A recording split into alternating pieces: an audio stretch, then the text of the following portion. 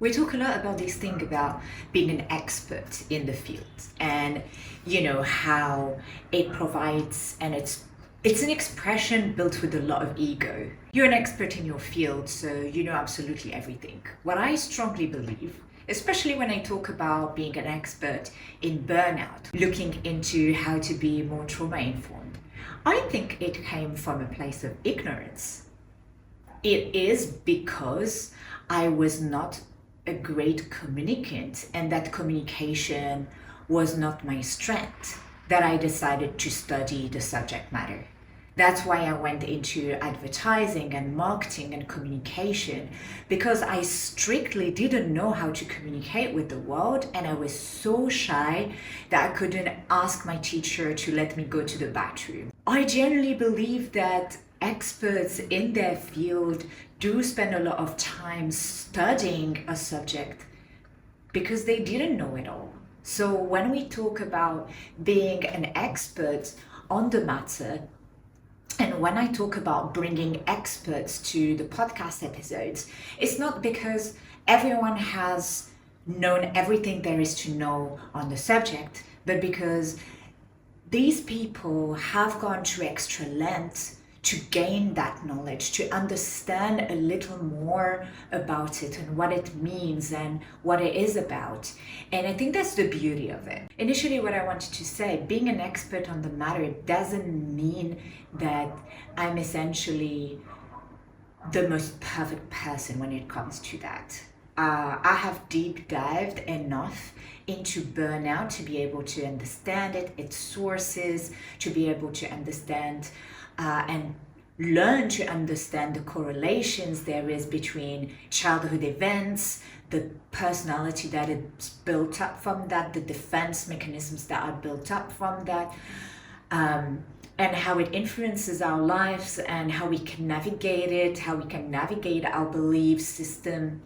Does it mean that I'm completely free from any limiting belief at all? Does it mean that I have the best relationship possible with other people and myself? Does it mean that I'm perfect? Absolutely not. And that's exactly the same reason why you shouldn't wait to be perfect as well to do anything. You can help others even if you're not perfect. You can always help someone make progress with something because you have had either the experience or the knowledge to be able to advise them onto that subject matter.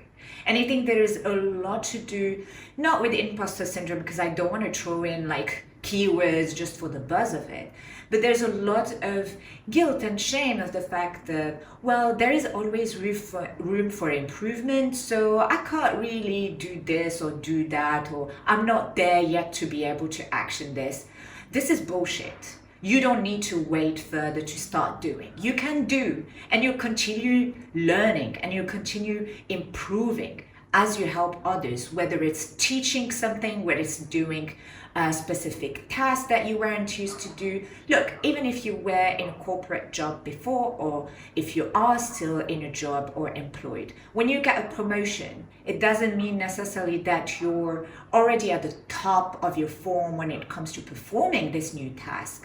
When you get a promotion, or you're promoted to a new role, or you're starting a new company or in a new job, or a new activity or a new business that you launch, you're starting from scratch. You're a beginner again. Does it prevent you from doing that same job? No. So that is one of the biggest limiting belief that a lot of us have for starting a new activity or helping others or start doing something. Or I'm not a great runner, so what? I might as well never start. So when it comes to expertise and talking about being an expert, I see that as being an eternal curious about a subject matter, that you really want to strive to improve in that specific area, and that you're doing everything to allow you to get there. And in order to do so, you need to get curious, but you need also, aside from learning, you need to practice, you need to do it, you need to share with others. And that's the brilliance of the expertise. It's something that can be continuously developed, that can be continuously improved, like the human beings that we are. So here we are, dear resilient sunshine. If you haven't Yet, please do like, subscribe, and comment on this video. What is the area that you really wish to develop your expertise in, that you really want to learn more about, but also that you can already support others with? What is something that you have noticed as your weakness and wish to develop, but you're already ahead, few steps ahead, so that you can bring others people along the way to share this adventure?